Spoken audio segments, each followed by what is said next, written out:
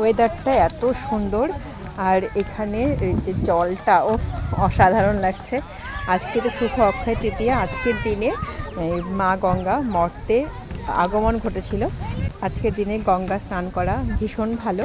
তো ইচ্ছে ছিল অনেক দিন ধরেই, সকাল থেকেই মানে প্রতিকূলতার মধ্যে দিয়েই যাচ্ছিলাম, মনে করেছিলাম হয়তো আসাই হবে না। ছেলেটার শরীরটা ভালো নেই, জ্বর। তো ওই একটা কথা আছে না, যদি মন থেকে কোনো কিছু চাওয়া হয় সেটা ভগবান ঠিক পূরণ করে। তো দেখলাম একটু বেলার দিকে জ্বরটাও একদম কমে গেল। তো চলে এলাম। তো চলো আমরা আস্তে আস্তে গঙ্গার দিকে যাই। তো ভীষণ এক্সাইটিং লাগছে, গঙ্গাটা এত ভালো লাগছে আজকে দেখতে। গঙ্গায় নামছি, এখানকার পাড়টা এত সুন্দর না। ওদিকে সিঁড়ি আছে, সিঁড়ির ওদিকটা দিয়ে আসা হলো না, ওদিকে সুন্দর সিঁড়ি করেছে গঙ্গার। চলে এসেছি গঙ্গায়, এখানে একদম নিচটায় চলে এসেছি।